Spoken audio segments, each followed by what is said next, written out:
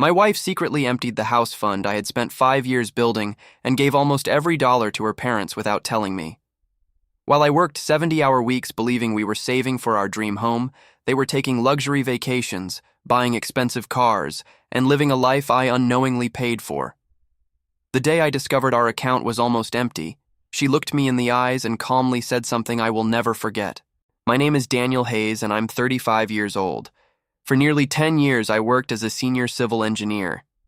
The hours were exhausting, but I loved knowing every project brought my wife Emily and me closer to our dream of owning a beautiful home where we could eventually raise a family.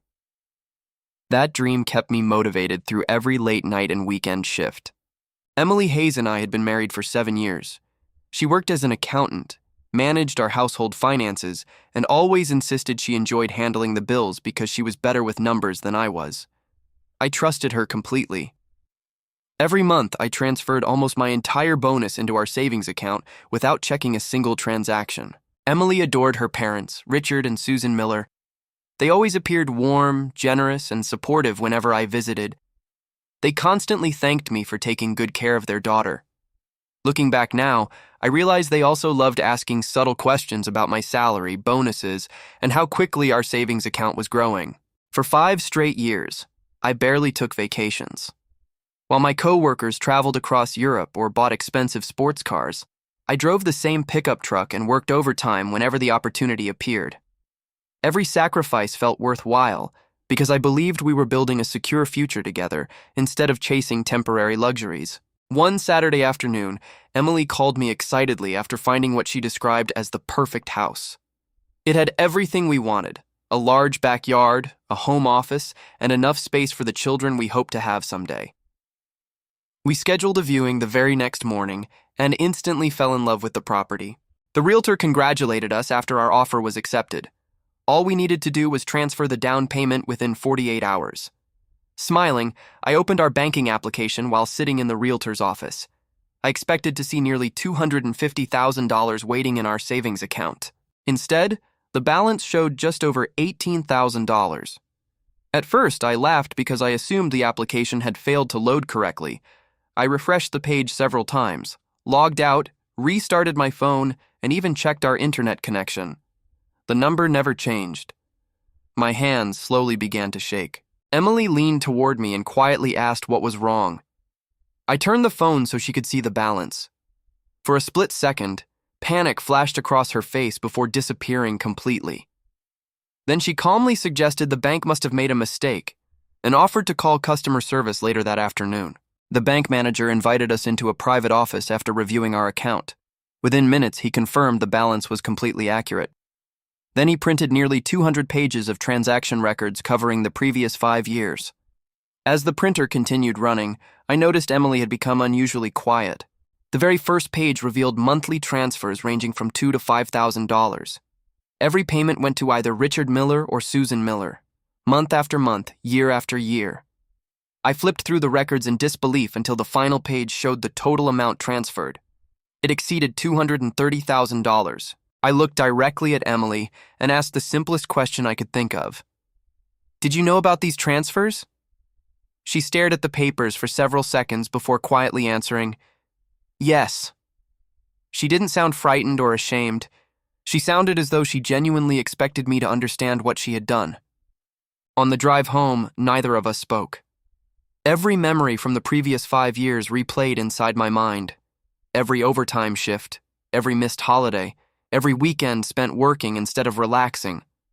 I suddenly realized those sacrifices hadn't been building our future at all. They had been financing someone else's lifestyle. As soon as we walked through the front door, Emily finally broke the silence. She looked directly at me and said, "Before you get angry, you need to understand why I did it." I sat down at the kitchen table without saying a word. Whatever explanation she had, it needed to justify 5 years of lies. Emily took a deep breath before speaking. "My parents were struggling," she said. "They would have lost everything if I hadn't helped them." Then she reached into her purse, placed a thick folder on the table, and quietly added, "But there are things about those transfers you still don't know." Inside the folder were medical bills, overdue notices, and foreclosure warnings. At first glance, everything seemed to support Emily's story. According to the paperwork, her parents had suffered years of financial hardship after Richard's construction business collapsed. Emily insisted she had no choice because she couldn't watch them lose their home. I carefully read every document before asking one simple question. If this was all true, why didn't you tell me? Emily looked down at the table before quietly admitting she knew I would have wanted to verify everything myself. She was afraid I might say no, and she couldn't risk disappointing her parents when they needed her most. Her answer hurt more than the missing money. It meant she trusted her parents more than her own husband. For 5 years, every transfer required another lie, another hidden bank statement, another conversation she deliberately avoided. None of this had happened by accident. It was a choice repeated month after month. The following morning, I visited Richard and Susan without telling Emily. They welcomed me with warm smiles and acted as though nothing unusual had happened. Their driveway held 2 nearly new luxury vehicles.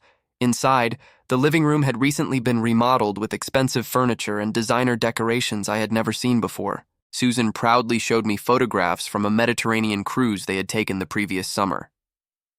Richard talked excitedly about a golf resort he planned to visit with friends later that year. As they spoke, I couldn't stop thinking about the foreclosure notices sitting inside Emily's folder. Something didn't fit. Before leaving, I casually asked Richard whether business had finally improved after all those difficult years. He smiled confidently and replied, "Things have actually been pretty comfortable lately." He had no idea those words completely contradicted the story Emily had told me only hours earlier. Instead of confronting anyone immediately, I hired a forensic accountant recommended by one of my co-workers. I wanted facts instead of arguments. If I accused Emily without proof, the conversation would become nothing more than her word against mine. I needed to understand exactly where every dollar had gone. 2 weeks later, the accountant called with his preliminary findings. The transfers had not been random emergency payments. They followed a clear monthly pattern, almost like another mortgage. Even more surprising, several payments were made only days before Richard and Susan posted vacation photos on social media. The accountant also discovered something Emily never mentioned. Some transfers didn't go directly to her parents. They first moved through a private investment account opened solely in Emily's name before being forwarded elsewhere. That extra step served no financial purpose except making the money harder to trace. When I confronted Emily with the new evidence, she became defensive for the first time. She insisted the investment account belonged to both of us, even though my name appeared nowhere on the paperwork. Then she admitted something that completely changed how I viewed our marriage. "I didn't think it was your decision," she said quietly. "You earned the money, but once we were married, it became our money. And helping my parents was more important than buying a bigger house." Hearing those words made me realize we had spent years living under completely different definitions of trust. I asked whether she had ever planned to tell me the truth. Emily hesitated, before admitting she intended to replace the money gradually over time. Every year she believed things would improve, but her parents always needed just a little more help. Eventually, the lies became too large to confess. That evening, I contacted our realtor and withdrew our offer on the house. Losing the property hurt, but signing a mortgage while our finances were built on hidden transfers would have been irresponsible.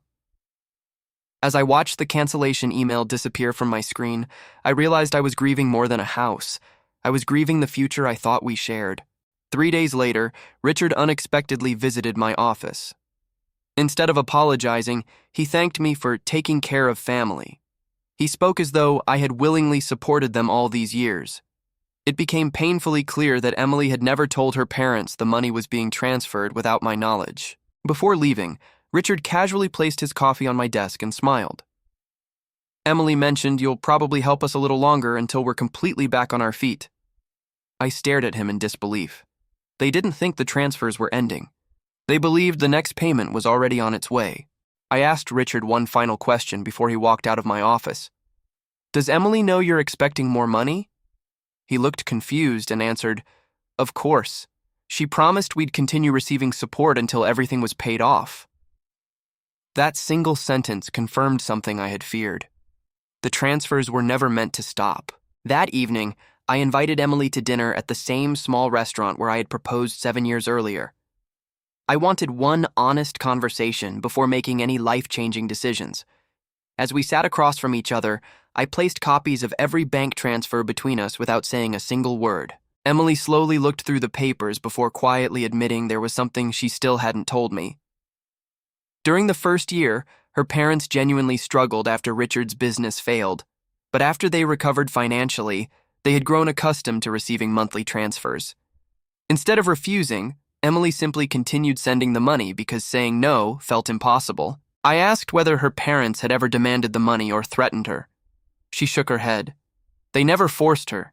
They simply hinted that they were struggling, and Emily couldn't bear disappointing them. Somewhere along the way, helping became a habit, and that habit slowly turned into a life built on lies. When I asked why she hid everything instead of discussing it with me, Emily finally broke down crying. "Because I knew you would stop it," she whispered, "and I couldn't choose between my husband and my parents." Her answer made something painfully clear. She had already made that choice years earlier. The next morning, I met with a divorce attorney. I wasn't looking for revenge or a way to punish Emily. I simply wanted to understand my legal options after discovering years of hidden financial transfers.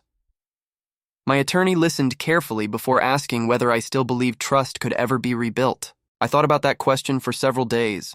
Every memory now carried a different meaning. Every overtime shift, every postponed vacation, every conversation about saving for our future suddenly felt dishonest. I realized I no longer questioned only the missing money. I questioned every promise we had ever made to each other. When I finally told Emily I wanted a divorce, she didn't scream or argue. She quietly nodded as though she had been expecting those words ever since the bank printed our account history. Then she asked whether I still loved her. I answered honestly, "I don't know anymore. I just know I don't trust you." The divorce remained surprisingly respectful.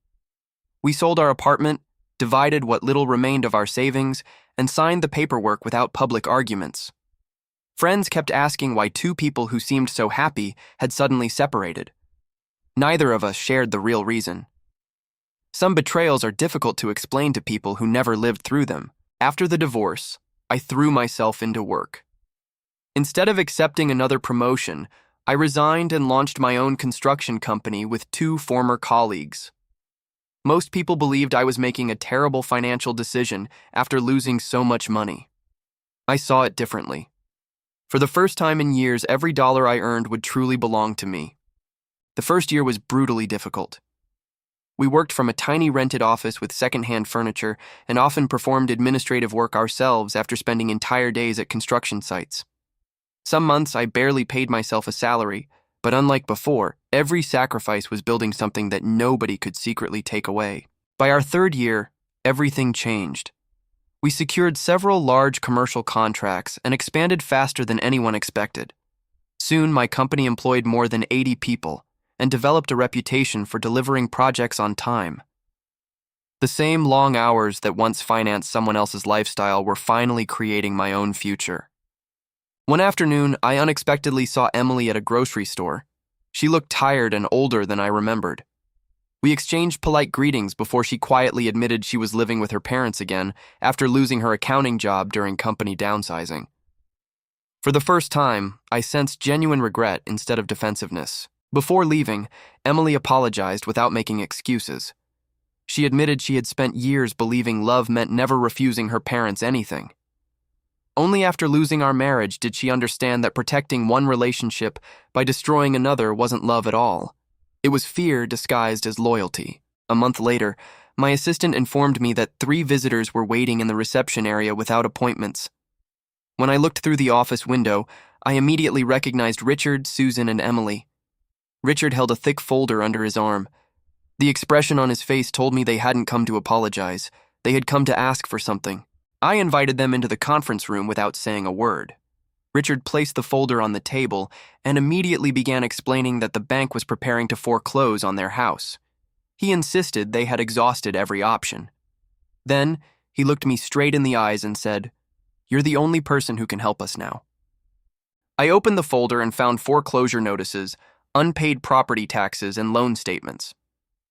Unlike the documents Emily had shown me years earlier, these appeared genuine. Their home would be auctioned within 30 days unless the outstanding balance was paid. Richard quietly admitted he didn't have enough money to stop it. Susan finally spoke through tears. She admitted they had spent far beyond their means for years because they believed financial help from Emily would continue forever. Instead of adjusting their lifestyle after Richard's business recovered, they kept borrowing against their home until the debt became impossible to manage. Emily interrupted her mother before she could continue. She admitted the situation was entirely her fault. After our divorce, she stopped sending money immediately. Her parents continued living exactly as before, assuming another solution would eventually appear. It never did. Now every poor financial decision had finally caught up with them. Richard slid one final document toward me. It wasn't a request for a loan. It was an offer to sell me their house below market value before the bank repossessed it. At least it would stay in the family, he said quietly. I looked at the address and immediately recognized the neighborhood.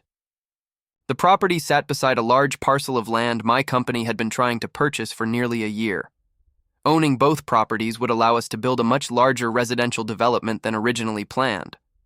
For the first time since they entered my office, I understood why they had come to me instead of another buyer. I told them I wouldn't make an emotional decision that day. My legal team would inspect the property, review the financial records, and determine its actual market value. If I decided to buy it, the transaction would be handled exactly like every other business purchase my company completed. Richard looked disappointed. I think he expected gratitude or sympathy to replace proper negotiations. Instead, I treated him like any other seller. There were no special discounts, no family favors, and no rushed promises. The same man who once believed my income belonged to his family was now asking me to save his own future. After the meeting ended, Emily remained behind. She apologized once again for everything that had happened years earlier. Then she quietly admitted something I had never known. During our marriage, she had often wanted to tell me the truth, but every month she convinced herself she would confess after sending just one more transfer. I thanked her for finally being honest, but explained that honesty delayed for years loses much of its power. Trust isn't destroyed by one terrible decision. It's destroyed by thousands of small decisions to keep hiding the truth. Emily nodded because she already understood there was nothing left for either of us to repair. My company's inspectors completed their evaluation within a week. The house required expensive structural repairs, but the land itself was extremely valuable because of its location. Purchasing the property made perfect business sense regardless of who currently owned it. I approved the acquisition without changing a single condition. The closing took place quietly at a local attorney's office. Richard signed every document with shaking hands. Susan cried through most of the meeting. Emily barely spoke at all. When everything was finished, the bank received full payment, their remaining debts were cleared, and ownership officially transferred to my company. As everyone prepared to leave, Richard thanked me for saving them from bankruptcy. I gently corrected him. I didn't save you, I said. I purchased a property my company needed. The difference matters. Nobody argued because deep down they knew I was telling the truth. Over the following month, my company began preparing the site for construction.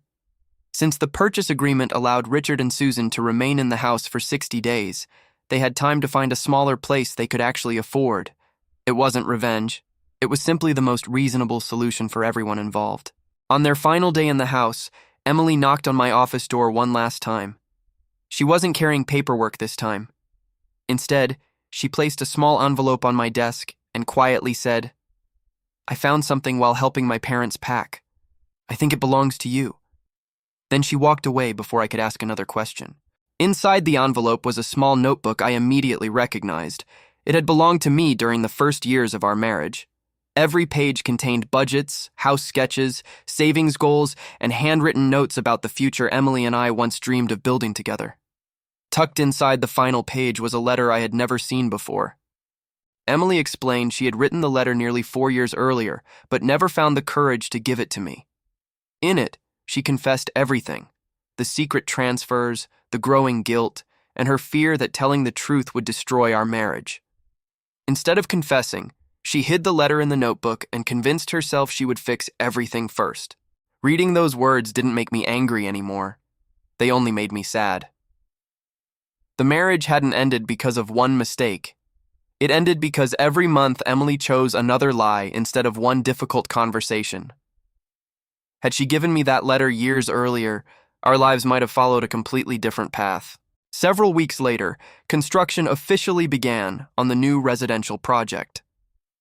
As the old Miller house was carefully demolished, workers discovered something unexpected inside the garage wall, a small metal safe hidden behind decades-old wooden panels. Since the property now belonged to my company, they immediately called me to the site. The safe contained old deeds, family photographs, and several envelopes dating back almost 20 years. Most of the papers had little financial value, but one document immediately caught my attention. It showed that Richard had once owned a successful construction company worth far more than anyone in the family had ever admitted. Curious, I asked Richard about the document. After a long silence, he finally confessed the truth. His business hadn't failed because of bad luck alone. Years before I met Emily, he had ignored professional financial advice, borrowed far too aggressively, and nearly bankrupted the company through risky investments. Pride had kept him from admitting it. Emily quietly added that her parents spent years pretending they had been victims of circumstances beyond their control. Growing up, she constantly heard that the world had treated them unfairly. Only now did she realize many of their problems had been created by their own choices rather than by bad fortune. Months passed, and my development project became one of the largest in the county. Standing on the completed site one afternoon, I couldn't help thinking about how different everything looked compared to the day I discovered $18,000 sitting in our savings account. Losing my dream house had eventually led me toward something even greater. One evening, I received an unexpected invitation from Emily. She asked if we could meet for coffee one final time before she moved to another state for a new accounting position. There were no expectations, no discussions about getting back together. Just two people closing a painful chapter of their lives with honesty. During that conversation, Emily admitted she had finally started therapy after our divorce. She wanted to understand why she always felt responsible for solving her parents' problems, even when it destroyed her own happiness. For the first time since I had met her, she wasn't blaming anyone else for her decisions. Before we left the cafe, Emily smiled sadly and thanked me for something unexpected. "Losing you forced me to become the person I should have been years ago," she said. I wished her well because holding on to resentment no longer served any purpose. We shook hands and quietly walked in opposite directions. A year later, one of my employees asked how I had managed to recover after losing almost everything I had worked for. I thought about the question for a long time before answering. Money wasn't the hardest thing to replace, I told him. Trust was. Once you rebuild that, everything else becomes possible. Looking back, I realized I had spent years believing success meant owning the perfect house. In reality, success meant surrounding myself with people who valued honesty more than comfort. A beautiful home can always be built again.